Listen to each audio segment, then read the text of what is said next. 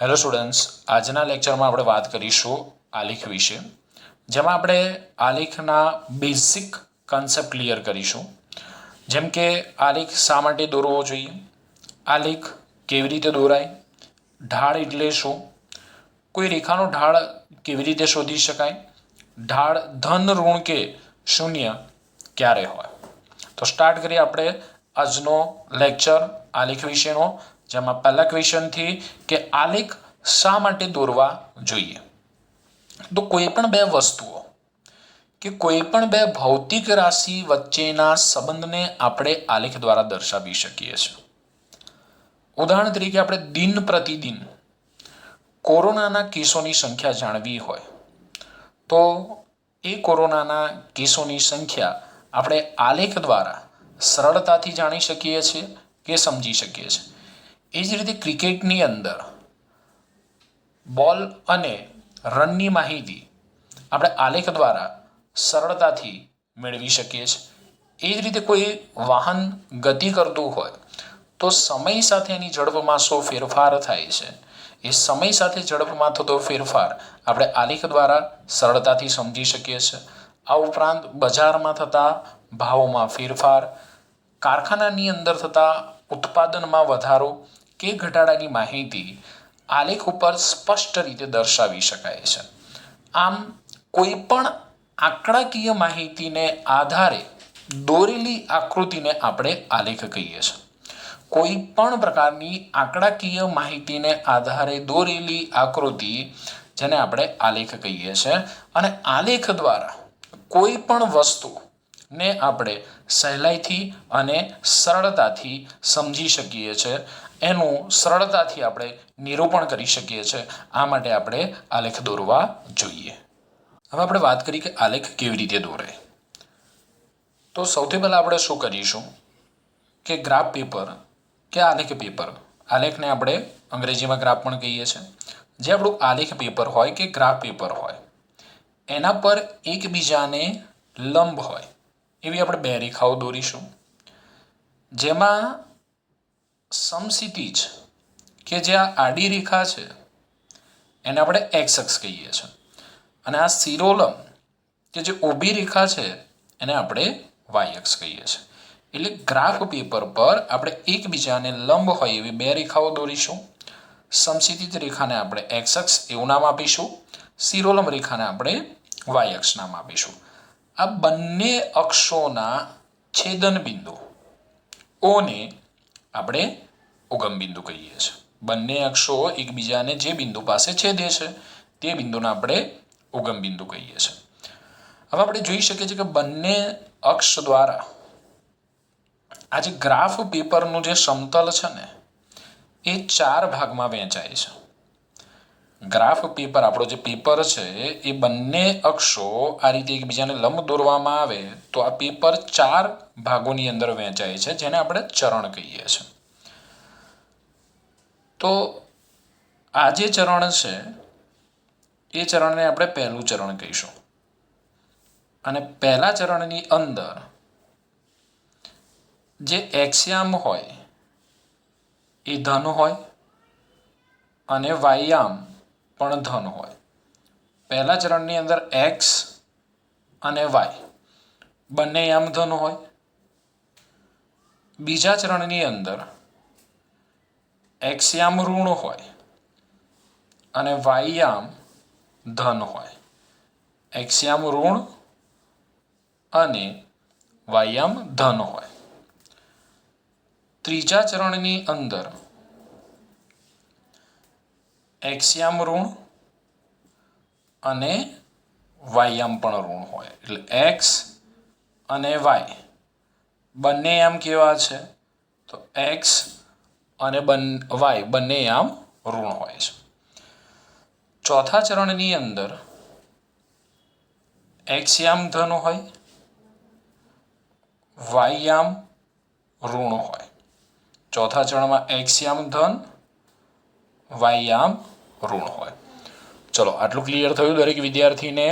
બરાબર છે. આ પહેલું ચરણ જેમાં એક્સ અને વાયયામ બંને ધન હોય. બીજા ચરણમાં એક્સયામ ઋણ, વાયયામ ધન. ત્રીજા ચરણમાં એક્સ અને વાય યામ બંને ઋણ હોય અને ચોથા ચરણમાં એક્સ યામ ધન હોય, વાય યામ ઋણ હોય. બીજી બહુ અગત્યની વસ્તુ કે તમે સમસીતી રેખાને એક્સ અક્ષ કીધી છે અને શિરોલંબ રેખાને વાય અક્ષ કીધી છે. હવે પ્રશ્ન એ થાય કે એક્સ અક્ષ પર આપણે શું લેવું અને વાય અક્ષ પર આપણે શું લેવું. તો એક્સ અક્ષ પર હંમેશા આપણે સ્વતંત્ર એક્સ અક્ષ પર આપણે હંમેશા સ્વતંત્ર ચલ રાશિઓ લઈશું. એક્સ અક્ષ પર આપણે હંમેશા સ્વતંત્ર ચલ રાશિઓ લઈશું. એવી રાશિઓ કે જે બીજા પર આધાર રાખતી નથી. એને આપણે અંગ્રેજીમાં ઇન્ડિપેન્ડન્ટ વેરિયેબલ તરીકે પણ ઓળખીએ છીએ. અને વાય અક્ષ પર આપણે ડિપેન્ડન્ટ ચલ રાશિઓ લઈશું, જેને આપણે ગુજરાતીમાં કહીશું પરતંત્ર ચલ રાશિઓ. સમજો, આના દ્વારા તમારો બહુ એક મોટો કન્સેપ્ટ ક્લિયર થઈ જશે. ઘણા બધા વિદ્યાર્થીઓને ચલો ગ્રાફમાં એક્સ અક્ષ ને વાય અક્ષ તો દોરી નાખીએ, એમાં એક્સ અક્ષ પર શું લેવું, વાય અક્ષ પર શું લેવું, એના માટે કન્ફ્યુઝ થતા હોય.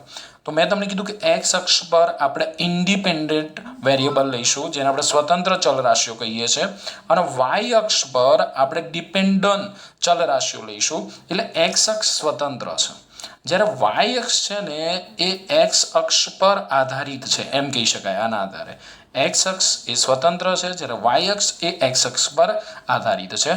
ઉદાહરણ દ્વારા હું તમને સમજાવું. ધારો કે આપણે વેગ વિરુદ્ધ સમયનો આલેખ દોરીએ છીએ. વેગ વિરુદ્ધ સમયનો આલેખ દોરીએ છીએ. મેં તમને કીધું કે ચલો વેગ વિરુદ્ધ સમયનો આલેખ દોરો.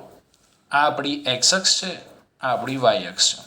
હવે તમે કન્ફ્યુઝ થઈ ગયા કે વેગને આપણે કઈ અક્ષ પર લેવો, એક્સ અક્ષ પર લેવો કે વાય અક્ષ પર લેવો, સમયને આપણે કઈ અક્ષ પર લેવો, એક્સ અક્ષ પર કે વાય અક્ષ પર. તો તમને ખબર હોવી જોઈએ કે વેગ અને સમયમાંથી સ્વતંત્ર ચલ રાશિ કઈ છે અને પરતંત્ર ચલ રાશિ કઈ છે. તો સમય એક એવી ચલ રાશિ થાય, સમય એ સ્વતંત્ર ચલ રાશિ છે. સમય એ વેગ પર આધારિત નથી. એવું નથી કે કોઈ વાહન ગતિ કરતું હોય અને એ વાહન ગતિ કરે તેમ તેમ સમય બદલાય. આવું ન થાય. સમય એ સ્વતંત્ર ચલ રાશિ છે, કોઈના પર આધારિત નથી. કારણ કે સમય તો સતત ને સતત આગળ ને આગળ આગળ ને આગળ વધતો જ રહેવાનો છે. એ સ્ટોપ નથી થવાનો. વાહન ઊભું રહે, ગતિ કરે ન કરે, વેગ વધે ન ઘટે, બરાબર, સમય તો એની રીતે ચાલતો જ રહેવાનો છે. તો સમય એ સ્વતંત્ર ચલ રાશિ થઈ. આથી તમારે સમયને કઈ અક્ષ પર લેવો પડે, એક્સ અક્ષ પર લેવો પડે. અને વેગ એ સમય પર આધારિત થયો, બરાબર. સમય સાથે કદાચ પદાર્થના વેગમાં વધારો પણ થાય, વેગમાં ઘટાડો પણ થાય, અથવા પદાર્થનો વેગ શૂન્ય પણ હોય. એટલે વેગ એ સમય પર આધારિત છે. એટલે તમારે વેગને કઈ અક્ષ પર લેવો પડે, વાય અક્ષ પર લેવો પડે. તો આના દ્વારા તમને ખબર પડશે કે કઈ રાશિને આપણે એક્સ અક્ષ પર લેવી અને કઈ રાશિને વાય અક્ષ પર લેવી. તો ફરી વાર કહું છું તમને કે જે ઇન્ડિપેન્ડન્ટ વેરિયેબલ છે એને આપણે એક્સ અક્ષ પર લઈએ છીએ, અને જે ડિપેન્ડન્ટ વેરિયેબલ છે એને આપણે વાય અક્ષ પર લઈએ છીએ. હજી એક આપણે બીજા ઉદાહરણ દ્વારા સમજીએ. ધારો કે આપણે અંતર વિદ્યુત સમયનો આલેખ દોરતા હોય તો સમયને સ્વાભાવિક જ છે, સ્વતંત્ર ચલ રાશિ છે, એને આપણે એક્સ અક્ષ પર લઈશું અને અંતરને આપણે વાય અક્ષ પર લઈશું. એ રીતે આપણે ધોરણ 10ની અંદર ઓમનો નિયમ ભણીને આવ્યા, જેમાં આપણે પ્રવાહ અને વોલ્ટેજ વચ્ચેનો સંબંધ ભણ્યા. પ્રવાહ અને વોલ્ટેજ વચ્ચેનો સંબંધ.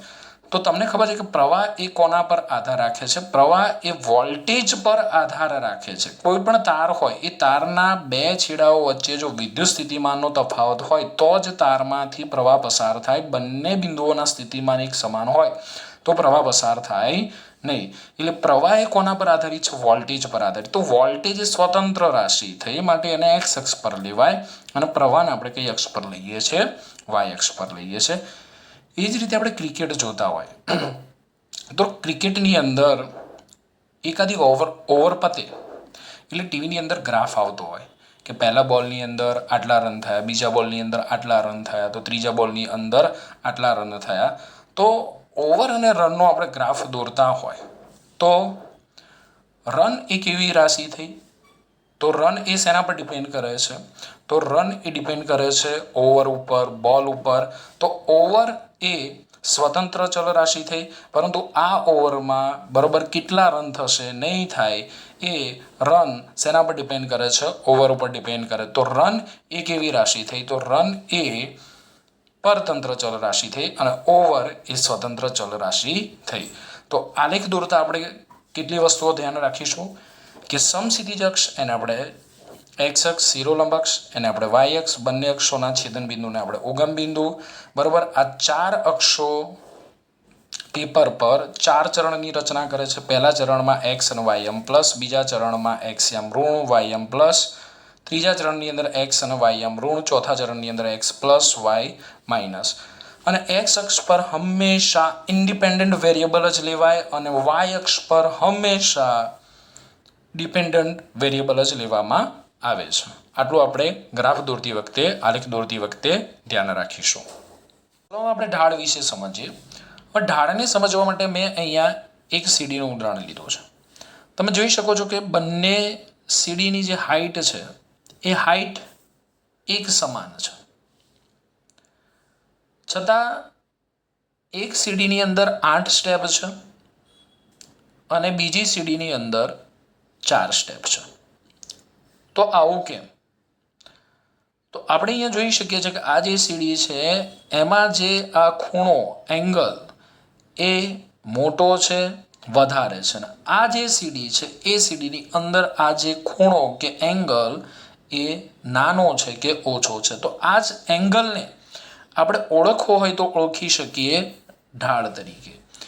જો એંગલ 0 હશે તો ઢાળ 0 હશે. જેટલો એંગલ વધારે એટલો ઢાળ વધારે. અહીંયા ખૂણો મોટો છે, ઢાળ વધારે છે, અહીંયા ખૂણો નાનો છે, ઢાળ ઓછો છે. એટલે અહીંયા આપણે ખૂણાને ઢાળ તરીકે વ્યાખ્યાયિત કરી શકીએ છીએ કે ખૂણો જેટલો વધારે એટલો ઢાળ વધારે, ખૂણો જેટલો ઓછો એટલો ઢાળ ઓછો. અને જો ખૂણો 0 હોય તો ઢાળ 0 થશે. ઓકે, આને આપણે એક બીજા ઉદાહરણ દ્વારા પણ સમજી શકીએ છીએ. આ એક બ્રિજ છે, બ્રિજની બંને બાજુની હાઈટ એક સરખી છે. હવે બ્રિજની ડાબી બાજુથી જ્યારે ગાડી બ્રિજ ઉપરથી નીચે આવે ત્યારે તેની ઝડપ ઓછી હોય છે.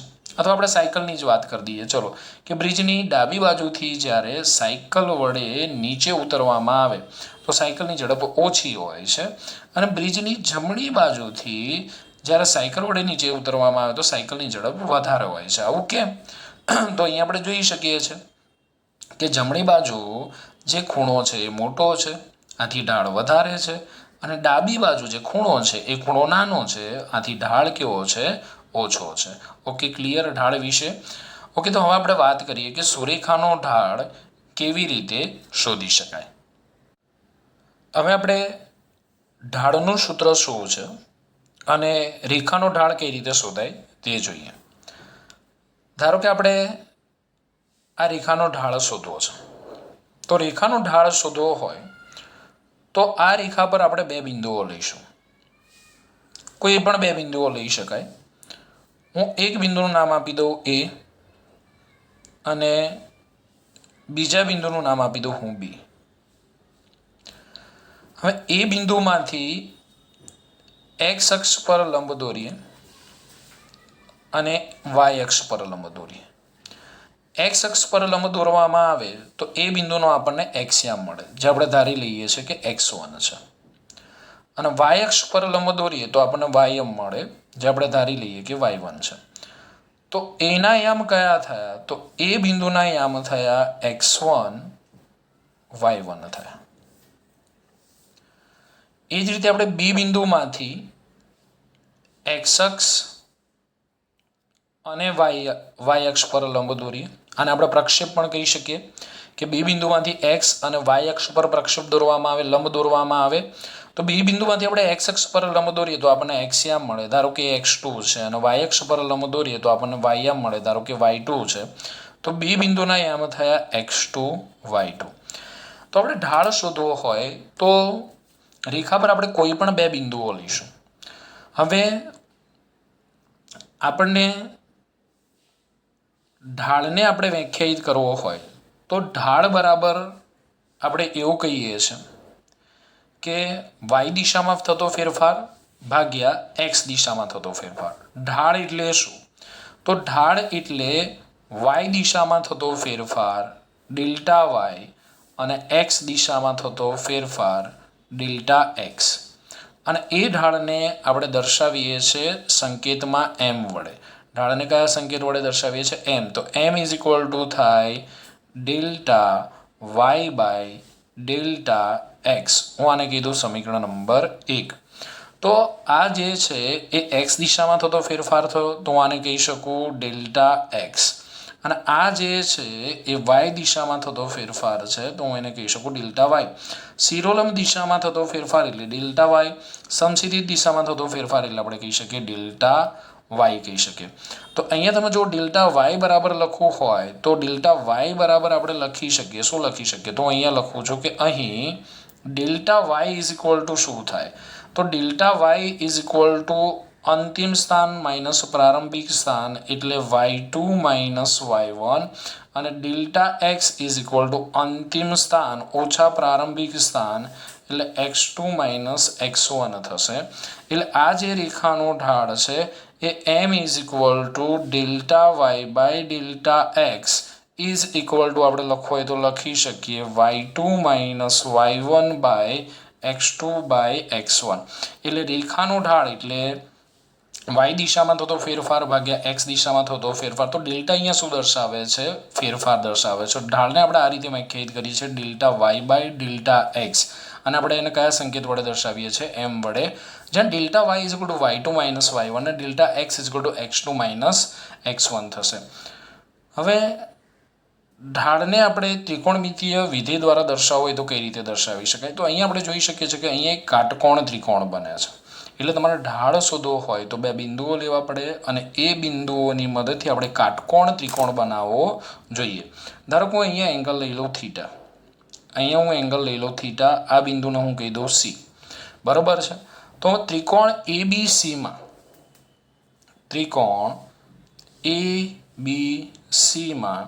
tan થીટા બરાબર શું થશે? તો ત્રિકોણ ABCની અંદર કાટકોણ ત્રિકોણ બને છે. મેં અહીંયા એંગલ લઈ લીધો થીટા અને tan થીટા બરાબર સામેની બાજુ BC.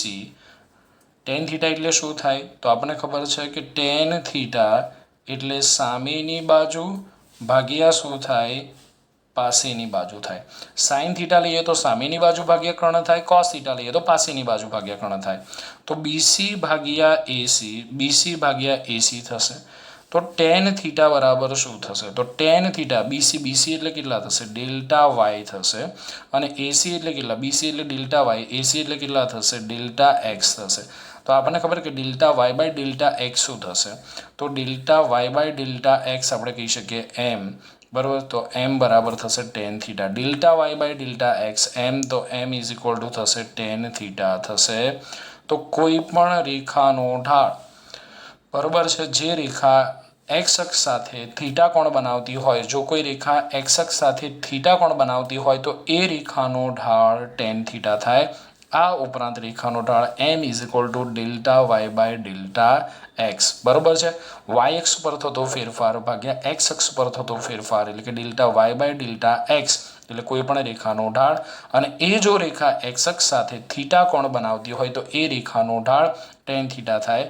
ધારો કે આ રેખા એક્સ અક્ષ સાથે વિષમ ઘડી દિશામાં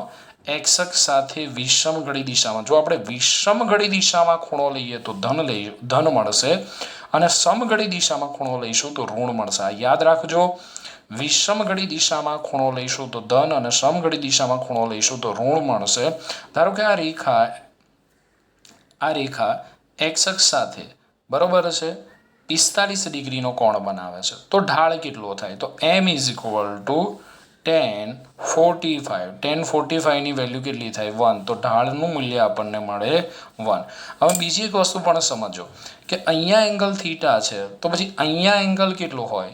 અહીંયા એંગલ 45 છે તો ભાઈ અહીંયા એંગલ કેટલો હોય? 45 જ હોય. તો અહીંયા પણ એંગલ કેટલો થાય? 45. અહીંયા પણ એંગલ કેટલો થાય? 45. ને અહીંયા પણ એંગલ 45 જ થાય. એંગલ ક્યારે બદલાશે? જ્યારે ઢાળ બદલાશે. એંગલ ક્યારે બદલાશે? ઢાળ બદલાશે તો એંગલ બદલાશે. ધારો કે આ જે રેખા છે એ એક્સ અક્ષ સાથે 60 ડિગ્રીનો કોણ બનાવે છે. તો અહીંયા આપણે જોઈ શકીએ છીએ કે ઢાળ બદલાયો તો એંગલ બદલાયો. બરોબર છે. એટલે આ જે રેખા છે આ રેખા પરનું કોઈ પણ બિંદુ એક્સ અક્ષ સાથે તો કેટલા ડિગ્રીનો કોણ બનાવશે? 45 ડિગ્રીનો કોણ બનાવશે. આથી આપણે કોઈ પણ બે બિંદુઓનો ઢાળ શોધીશું તો એ ઢાળ આપણને કેવો મળશે? એક સમાન જ મળશે. અને અહીંયા ઢાળ બદલાશે ત્યારે અહીંયા એંગલ બદલાશે અને અહીંયા ગમે તે તમે એંગલ લો તો એ એંગલ તમને કેટલા ડિગ્રીનો મળશે? 60 ડિગ્રીનો એંગલ મળશે. ઓકે, તો આ ખાસ સૂત્ર ધ્યાન રાખીશું. રેખાનો ઢાળ શોધવા માટેનું m બરાબર tan થીટા અને m is equal to delta Y by delta X. હવે જો આલેખ આવો વક્ર મળે અને વક્રના કોઈ પી બિંદુ પાસે તમને કીધું કે ઢાળ શોધો, તો તમે ઢાળ કઈ રીતે શોધશો? તો જો આપણને આલેખ વક્ર મળે તો વક્રના તે બિંદુ પાસે આપણે સ્પર્શક દોરવો પડે.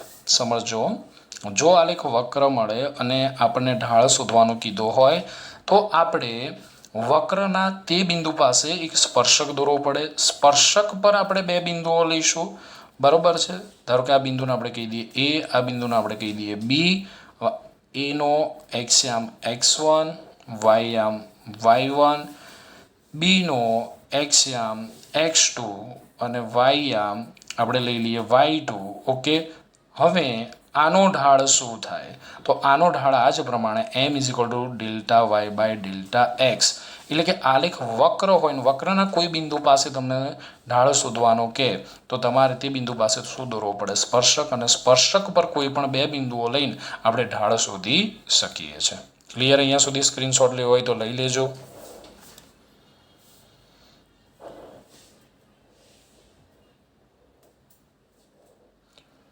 ઓકે, હવે આપણે એ પણ વાત કરી લઈએ કે ઢાળ ધન, ઋણ કે શૂન્ય ક્યારે મળે. તો બહુ જ સિમ્પલ વસ્તુ હું તમને યાદ રાખવાની કહું છું, ધ્યાન આપજો. જો આ રેખા સમક્ષિતિજ અક્ષ સાથે કોણ બનાવે તો આપણને ઢાળ મળે. પણ જો આ જે રેખા છે એ સમક્ષિતિજ અક્ષ પર સંપાત થતી હોય તો ઢાળ કેવો હોય? શૂન્ય. તો આપણે એટલું યાદ રાખીશું, સિમ્પલ, બહુ જ સિમ્પલ. ઢાળ ધન, ઋણ કે શૂન્ય ક્યારે મળે? બરોબર છે.